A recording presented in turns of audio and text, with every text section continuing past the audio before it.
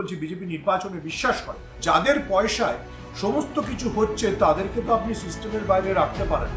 পৃথিবীতে প্রথম এমন নির্বাচন দেখতে চলেছি যে যেখানে পুরোটাই ঠিক করা হচ্ছে আমি কতটা চুরি করবো। ভোটের পুরো সিস্টেমটাকে কারচুপি করো, তারপরে কিনে নাও, তারপরে কাউকে অজিত পাওয়ার করে দাও। অর্থাৎ বিন বা ওয়াইসির দল বা হুমায়ুন কবিরের দল, আমি মনে করি এরা বিজেপির একেবারে সার্থক এজেন্ট।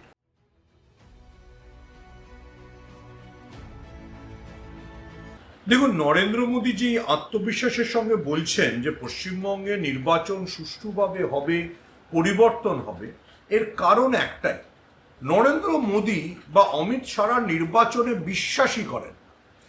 ওনাদের যে পাকিস্তান ফিক্সেশন, সেটাও আমি ভোট দেখতে দেখতে বুঝতে পারলাম। পাকিস্তানে যেমন একসময় ক্রিকেট ম্যাচ যখন হতো, পাকিস্তান পিচটা এমনভাবে বানাতো, পিচটা ওদের ফাস্ট বোলারদের জন্য, আম্পায়ারও থাকতেন খিজার হায়াত আর শকুর রানার মতো, যারা প্যাডে বল লাগলেই আঙুল তুলে দিতেন। নরেন্দ্র মোদীরা ওই পাকিস্তানের স্টাইলেই নির্বাচনটা করতে চাইছেন। অর্থাৎ এসআইআর দিয়ে ওরা ভোটার তালিকা থেকে মানুষদের নাম বাদ দিয়ে দেবেন যারা ওনাদের বিরুদ্ধে ভোট দিত, মুসলিমরা, মহিলারা, দলিতরা, তাদের নাম বাদ দিয়ে দেবেন। এবং যিনি আম্পায়ার জ্ঞানেশ কুমার, তিনি তো বসেই আছেন আঙুল তোলবার জন্য। তার একমাত্র কাজ এ রাজ্যে বিজেপির শাসন প্রতিষ্ঠা করা এবং সেটার জন্য যা যা করা। দেখুন, আমি বহু বিজেপি নেতার সাথে ঘরোয়াভাবে কথাবার্তা বলেছি, তারা সকলেই জানেন যে কোনো মতে বিজেপির পক্ষে সংখ্যাগরিষ্ঠতা পাওয়া সম্ভব নয়। কিন্তু বিজেপি নেতারা খুব গর্বের সঙ্গে বলছেন যে আমরা যদি কোনো ক্রমে 100 পৌঁছতে পারি, বাকি 50টা এমএলএ তো অমিত শাহ কিনে নেবে। মানে অমিত শাহ যাদেরকে ইডি দিয়ে ভয় দেখিয়ে রেখেছেন, যাদের বিরুদ্ধে কোনো ধরনের দুর্নীতির অভিযোগ আছে, তাদের তো ভয় দেখিয়ে কিনে নেবে। আমি পৃথিবীতে প্রথম এমন নির্বাচন দেখতে চলেছি, মানে আমার ধারণা শেখ হাসিনার সময় বাংলাদেশেও এরকম নির্বাচন হতো না, যে যেখানে মানে পুরোটাই ঠিক করা হচ্ছে আমি কতটা চুরি করব। মানে পরীক্ষার হলে ছাত্র বসতে যাচ্ছে এটা জেনে, আরে তুই যা, নম্বর তো আমি বাড়িয়ে দেবো। বা স্কোরবোর্ডে এটা প্রথম থেকে ঠিক করা আছে, ও ব্যাট চালাতে পারুক না পারুক, ওকে সেঞ্চুরি করাতে হবে। ফলে ওনাদের পুরো ব্যাপারটাই যেহেতু একটা ভোটার ফ্রডের উপর ডিপেন্ড করে আছে, পুরো সিস্টেমটাকে ওনারা ফ্রডুলেন্ট করে রেখেছেন এবং ফ্রডের উপর উনি বিশ্বাস করেন যে ফ্রড দিয়ে আমি নির্বাচন জিতব। যেটা রাহুল গান্ধীও বহু বলতেন ভোট চুরি, কিন্তু রাহুল গান্ধী বিহারে প্রতিরোধ করতে পারেনি। ওনারা পশ্চিমবঙ্গেও সেভাবেই নির্বাচন জিততে চান। দুটো ওনাদের মেকানিজম, একটা সার দিয়ে ভোটার তালিকা থেকে নাম্বার দিয়েছেন, দ্বিতীয়টা হচ্ছে যে আমি বিপক্ষের থেকে অন্তত 50টা এমএলএকে টাকা দিয়ে, ইডির ভয় দেখিয়ে, সিবিআইয়ের ভয় দেখিয়ে কিনে নেব। মানে মহারাষ্ট্রে যা হয়েছিল, তারপরে কে অজিত পাওয়ার হবেন সেটা আমি জানি না, কার প্লেন ভেঙে পড়বে, কিন্তু এটাই ওনাদের ক্ষমতা দখলের ব্লুপ্রিন্ট। ভোটের ফলে, মানে ভোটের পুরো সিস্টেমটাকে কারচুপি করো, তারপরে কিনে নাও, তারপরে কাউকে অজিত পাওয়ার করে দাও। এরপরে কে কি করবেন সেটা তাদের সিদ্ধান্ত।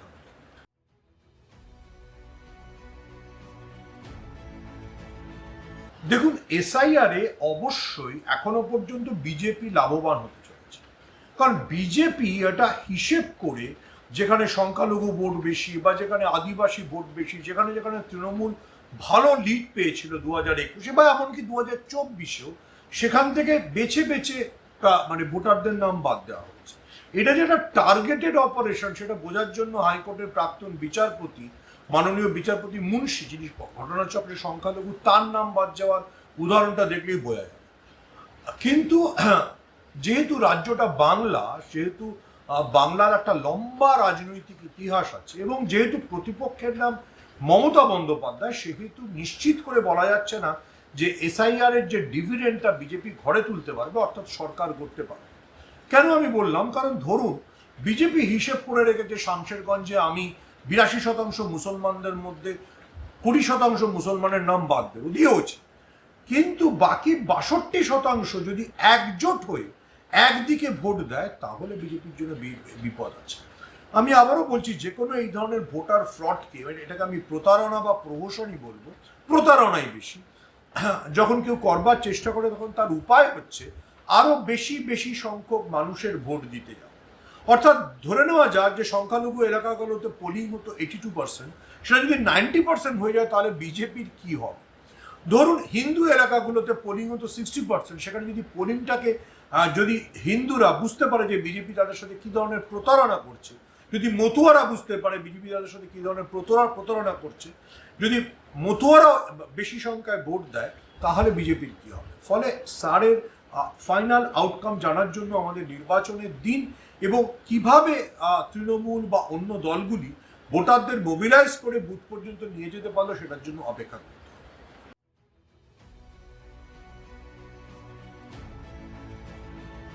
দেখুন, সুপ্রিম কোর্টের মন্তব্যটা আমার খুব অদ্ভুত লেগেছে। আমাদের দেশে সুপ্রিম কোর্টের বিরুদ্ধে কথা বলা যায় না, ফলে বলাটা একটু অসুবিধাজনক, কিন্তু রাজদীপ সরদেশে খুব ভালো টুইট করেছেন। এর মানে কি, আপনি এবারে ভোট দিতে পারলেন না, পরবর্তীকালে ভোট দিতে পারলেন। যিনি বলেছেন তিনি পরবর্তীকালে সুপ্রিম কোর্টের প্রধান বিচারপতি হওয়ার তালিকায় আছে, তিনি এটা নিজেকে বোঝাতে পারবেন তো যে এই জন্মে আমি প্রধান বিচারপতি হতে পারলাম না, অন্য কেউ হয়ে গেল, পরের জন্মে প্রধান বিচারপতি হব।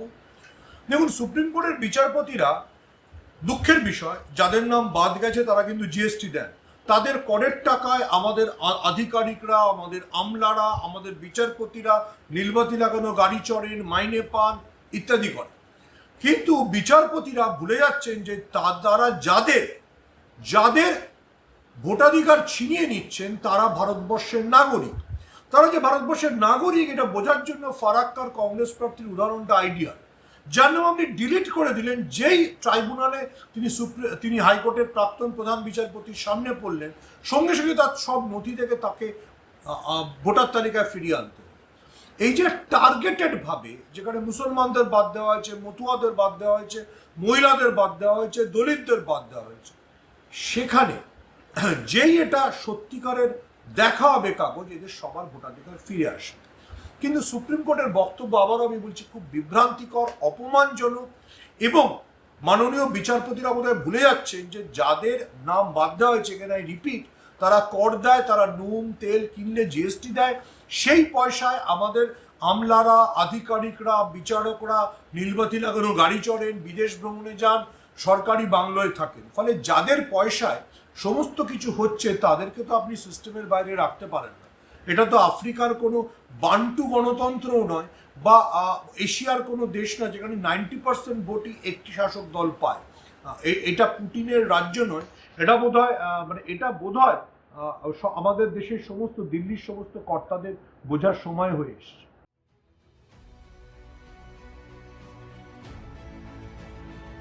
দেখুন, মালদার বিক্ষোভকে, মানে মোথাবাড়ির বিক্ষোভকে আমি খুব ন্যায়সঙ্গত বিক্ষোভ হিসেবে দেখি। আপনার নাম ভোটার তালিকা থেকে বাদ গিয়েছে, আপনি কি করবেন?